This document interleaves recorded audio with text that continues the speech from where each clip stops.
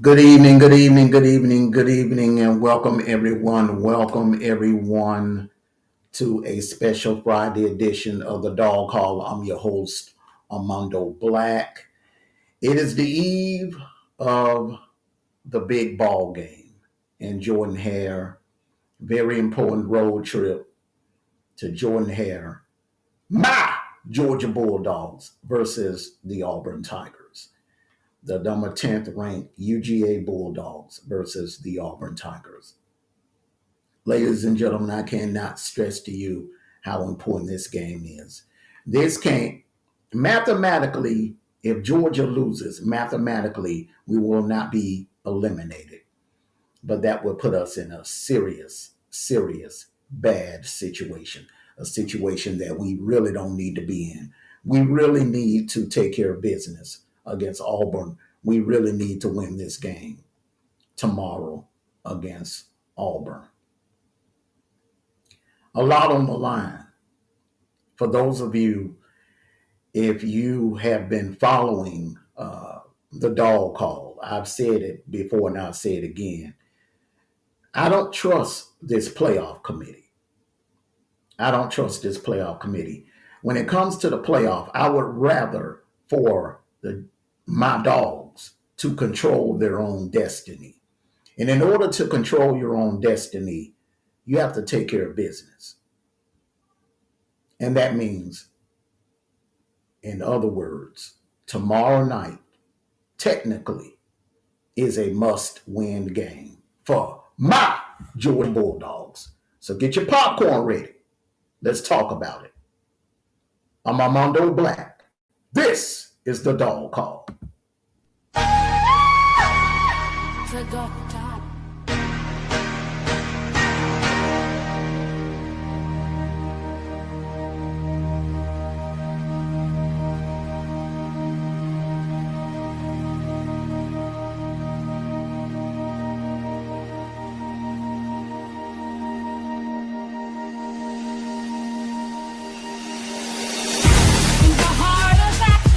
Where the barking never stops, the dog don't stand strong.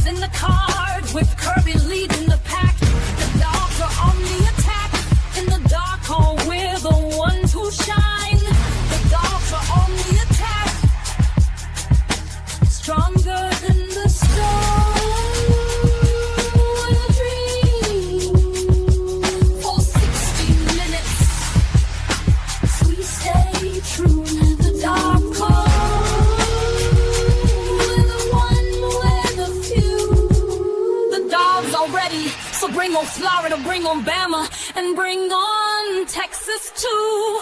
We stay true. The Dogs stay true. We're the one with a few. Go Dogs off like I'm playing on Florida. Bring on Bama and bring on Texas. Good evening, everyone. Good evening, and welcome to a special Friday edition of the Dog Call. I want to wish everyone, hope everyone had a blessed, happy, and productive Friday, Columbus Day. Salute to all of you. Happy Columbus Day. This is the Dog Call. Welcome to the Dog Call. I'm your host, Amondo Black. If I don't shout everyone out in the chat one by one personally, please don't take it personal. When I'm doing these shows, I like to stay on topic, and I don't want to have to stop and salute every person that comes in the chat. So I just want to thank all of you, each and every last one of you. I love and appreciate all of you for supporting the platform. The numbers have been great this year so far, this season, as I can see, and I'm reading the comments and getting some DMs from some of you that are very pleased with the show and very pleased with the content. And that's what we're going to do. We're going to bring you great content here on 20 East Sports. But I want to thank everyone for coming out here. I normally don't do these on a Friday night. So this one here is special. This is a very important game that we have tomorrow night. This time tomorrow night, we'll be in Jordan-Hare. Our Dogs will be in Jordan-Hare, battling for position in the SEC, battling for position, and there's going to be playoff implications, college football playoff implications from here on out. Every game that we play from here on out, there's going to be playoff implications moving forward. Very important game. Now, some on the injury report front, we heard some news. Good, but to me, it's good and bad. Okay, so the good, there's a strong possibility that we can get Ernest Green back on the right side. The bad news is Monroe Freeling is questionable. So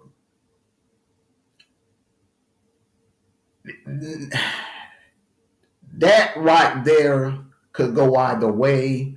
Now, the upside of that, Bo Hughley replaced Monroe Freeling last Saturday, and when he came in the game, he did not allow anyone, anywhere, any pass rushers near Gunnar Stockton. So who knows, Bo Hughley's calling may be the left side instead of the right side. And for those of you that didn't know, Bo Hughley was the right tackle that actually, one of the right tackles that actually missed the block in that Bama game, the block for Cash Jones on the fourth down play.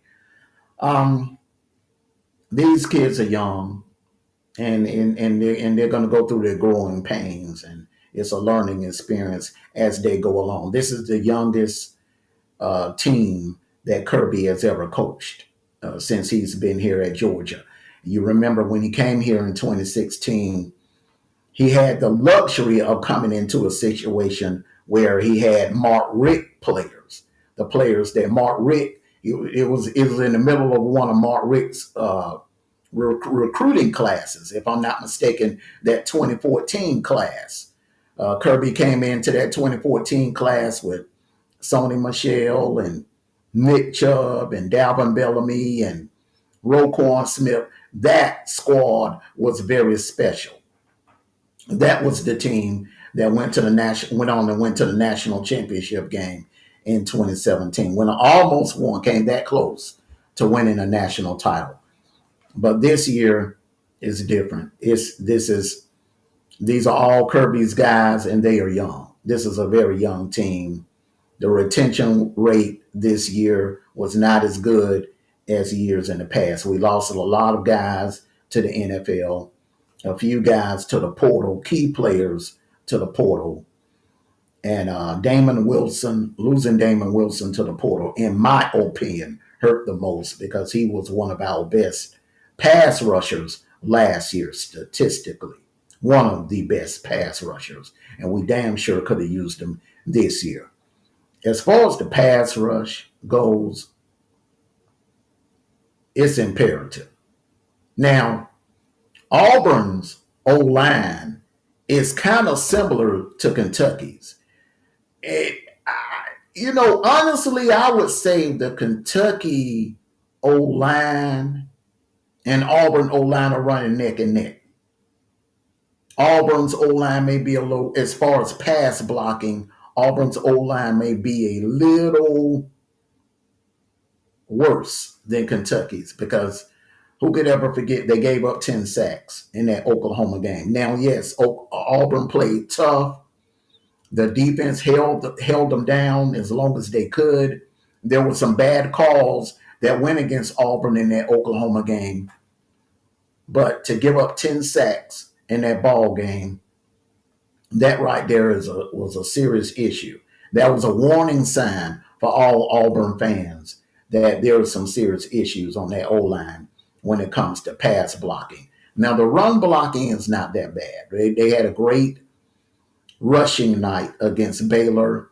They had a pretty good rushing day against Oklahoma. Not so much against Texas A&M. Texas A&M has one of the best defenses in the nation. You gotta. They lost to two teams, in my opinion, that have two of the best defenses in the conference and in the nation. So Auburn has two losses. Georgia has one.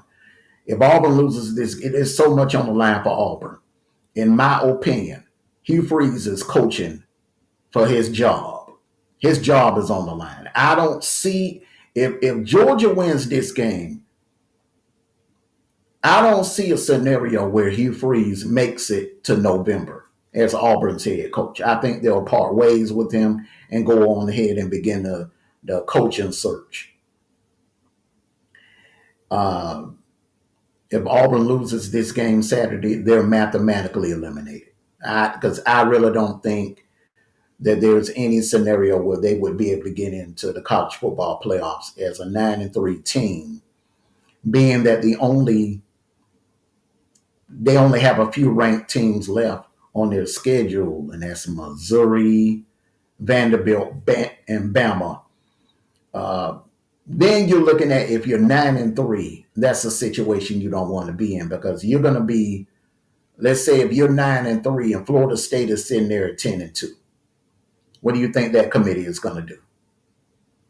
If you're 9-3 and Notre Dame is sitting there at 10-2, what do you think that committee is going to do? You do not want to lose 3 games. Not this year. Maybe next year. Maybe next year. I do believe when the playoffs go to 16-team format, you're going to have multiple 3-loss teams in it. But this is not the year to be losing 3 games. That goes for Auburn and definitely for Georgia, because my Georgia Bulldogs have been screwed by this committee so many times, and I don't trust them. I've said it before and I'll say it again. I do not trust this committee. I don't trust them as far as I can see them. So we need to go out there and take care of business. Just like Auburn's back is against the wall, our back is against the wall. We lost an SEC game to Bama. So that losing that game hurt in so many ways. We lost to one of our arch rivals, a game that we had circled for 365 days. And on top of that, it was an SEC game. So a game that you don't want to lose. You don't want to lose an SEC game early in the season. You don't. And you damn sure want to lose multiple games in the SEC early in the season. So the Dogs have to take care of business. Mike Bobo, he has to scheme up. He has to scheme up some. He has to put Gunnar Stockton in a situation where he can make plays with his legs extend drives. Running the ball is key. I think if Georgia can have a good rushing night like they had against Bama, they will win this game because Jackson Arnold's nowhere near on the level of Ty Simpson. Ty Simpson was just surgical. His passing game is just surgical. Jackson Arnold does not have that in him. Now, he could flip a light switch. Just like DJ Lagway did against Texas. Players can flip that. There could be a game where a player can just flip that light switch and just turn into, Jackson Arnold in one night could turn into Tom Brady. You never know. That is why Glenn Schumer has to call the game of his life. We need to be aggressive. We need to come after Jackson Arnold, and we need to create havoc plays. We need to apply pressure. That defensive line got to wake up tomorrow night. They got to do their jobs, because what you do not want a situation where Auburn is running the ball on our defense. That will make for a long night, because if they're able to run the ball on our defense, that's going to open up some passing opportunities for that Auburn offense. And that's something that you don't want. That would be a recipe for disaster, because the secondary, it is what it is.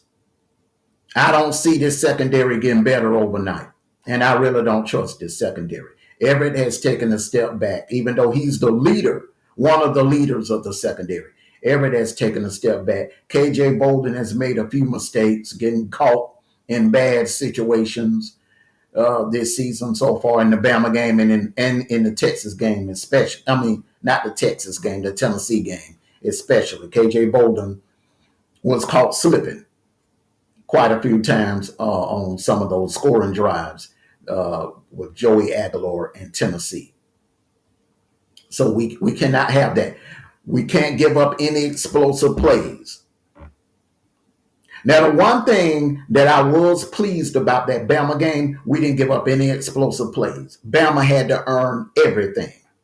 Everything. You would rather, for a team, and I know, we hate giving up long drives, but if you're going to give up a score, you'd rather give it up that way. You do not want to give up explosive plays like we did against Tennessee.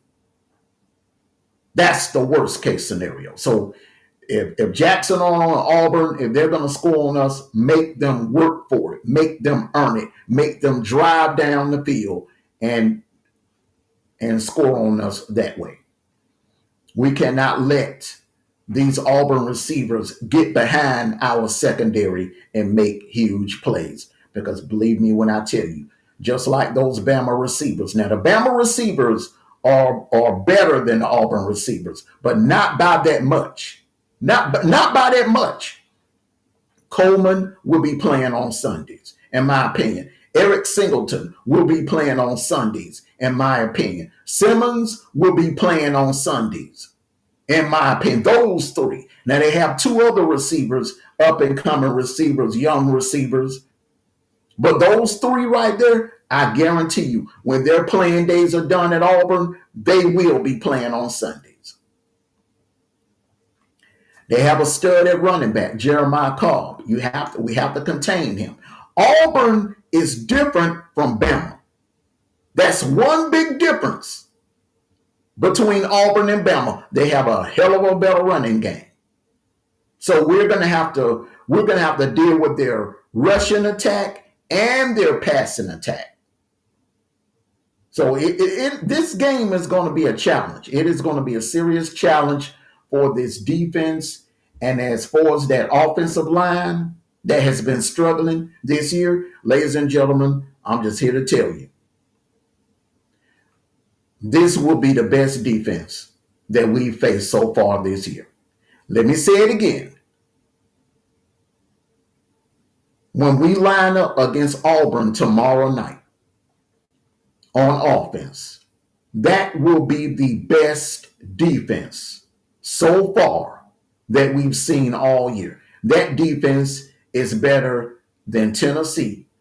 And that defense is better than Bama's. And Bama has a pretty good defense, but I think Auburn's defense is elite.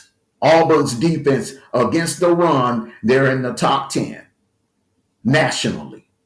They're in the top 10 in the nation in rushing defense. They don't allow many yards on the ground. They look what they did to Texas A&M.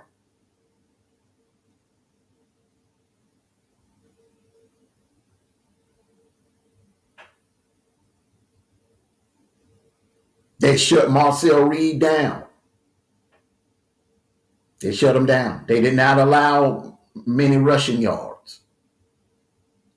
So, and Texas A&M has a pretty good. They have a pretty good running game. Pretty good rushing attack. You know, that's what Texas A&M is known for, running the ball. But I think if that O-line can just if everybody on the O-line can just do their jobs, I think Georgia can win this game. It's going to come down to the trenches. If everyone in the trenches on both sides of the ball do their jobs, we'll win this ball game. This game is very important. And I know it means a lot to Auburn, but it means a hell of a lot more to us. Because I'm telling you, we cannot afford to lose this game, especially what we have in front of us. Ole Miss, Mississippi State, Florida, Texas, Georgia Tech. We cannot afford to lose this game because we have a gauntlet. We have a gauntlet after this one. And it starts next Saturday in Sanford Stadium with Ole Miss, which is going to be, we win this game, I can all pretty much guarantee game day will be in Athens next Saturday. I can pretty much guarantee you that because that will be a top 10 matchup. Because I definitely don't see Ole Miss losing to Washington State. They have if I'm not mistaken, I think that's a homecoming game. So they'll take care of business against Washington State. But Georgia definitely needs to take care of business against Auburn because next Saturday, that right there is going to be a tough task, a tall order. Because that Ole Miss offense is playing on a whole nother level. But this right here, this is the first of the many gauntlets that we got to get through. And when I tell you, I'm nervous about this one. I'm picking Georgia to win. I really feel that Georgia's going to win this game, but this is going to be a 4 quarters of war. This is going to be a 4 quarters battle. This is going to be a fight to the end. And I think this game is going to be very close. It may come down to a field goal or a last-minute drive. Yeah. This game is going to be kind of similar to 2023, but it's going to be much, much closer. Much, much closer. You know, Jordan Hare, nighttime, anything can happen. Strange things happen in that place at nighttime. I would have much rather played them in the daytime, but hey, it is what it is. But getting Ernest Green back at right tackle, when I saw the injury report, saw that he was questionable, I felt a little better about the situation. But Monroe Freeland, we don't know. It's a possibility that he may have limited play time. So you'll see Bo Hughley on the left, in which he did a pretty good job last Saturday. So, like I said, running the ball, if we can have a good rushing night, close to 200 yards rushing, we'll win this ball game. We will win this ball game because the blueprint is like any other game. Keep that Auburn offense off the field. Keep that Auburn offense. Keep Jackson Arnold and Coleman and Singleton and Simmons. Keep them on the sidelines. 13 play drive here, 14 play drive here, 15 play drive there. And if we get some, I wouldn't mind seeing some explosive plays tomorrow night. If the opportunity is there and Mike Bobo, pulls the trigger for Garner to shoot one down the field to Kobe Young or to Zachariah Branch or to Dylan Bell, or unleash one of those freshmen, Elias Williams, CJ Wiley, and don't forget Landon Humphreys.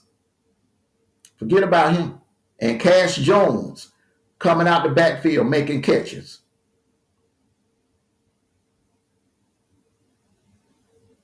We need to leave it all on the field tomorrow night. There's nothing to hold back, nothing to say, nothing, anything that's in that playbook.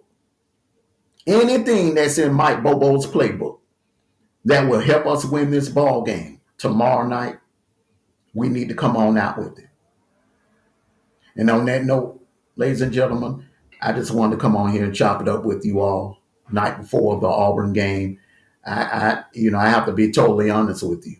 I'm very, very nervous about this one. Very nervous about this one. Going into Jordan-Hare at nighttime, that is a hostile place. It's going to be loud. Yes, we went into Neyland, and it was loud, but that was like a 3:30 loud crowd.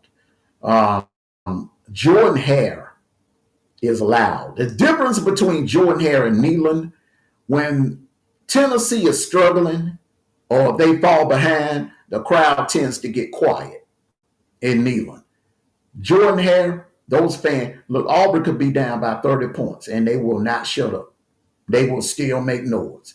That's how passionate that Auburn fan base is. That's why I respect that program a lot. I respect, Auburn fans, even though it's a rivalry between Georgia and Auburn. The one thing that I do respect about Auburn fans, they are passionate about their Tigers. They are very passionate about their Auburn Tigers. Kind of remind me of how the New Orleans Saints fans are about their Saints.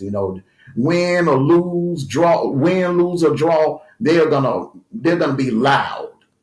You're gonna hear them. They could be 1-15, and you're gonna hear that crowd in that Superdome. That's how it is in Jordan-Hare. Those fans are passionate, hostile, loud, and passionate. And that place the way it's going to start out from start to finish, it's going to be loud like that. They don't shut up. They don't. That place never gets quiet. I don't give a damn how many points I've seen Georgia go in there and be up by 2 or 3 touchdowns and they will still be loud. Still be loud. So it's going to be interesting. It's going to be tough. It's nothing is going to be easy about this game. This game is going 4 quarters. I think it'll come down to maybe a field goal. And if it does come down to that, that definitely is an advantage for my Georgia Bulldogs. So everyone, thank you all for coming out. Make sure you hit that like button. If you have not subscribed to this channel, shame on you. Make sure you hit that subscribe button, hit that notification bell. I'm going to bring you great content here on this channel. And don't forget to join us tomorrow morning at 9:30 a.m. for the kickoff show. My co-host D-Truth, Sniper, you knew will be right here tomorrow morning for the Saturday morning kickoff show. So once again, I'm Amondo Black. Peace and blessings. Hey, it's go time now. It's go time. It's all gas and no brakes from here on out. We're in week 7. We are in playoff mode. There's no time to play around. It's all gas, no brakes from here on out. So everyone, thank you all. Enjoy the rest of your Friday evening. I'm Amondo Black. It's been a pleasure. And this has been a Dawg Call. Take care of yourselves and each other. See you tomorrow morning.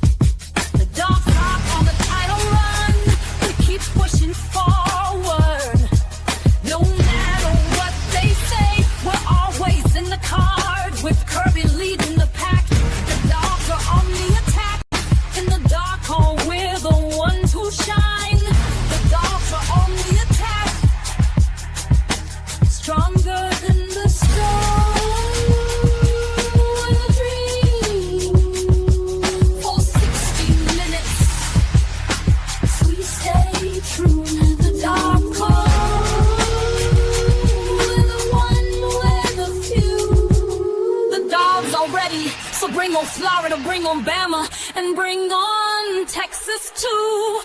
We stay true. The Dogs stay true.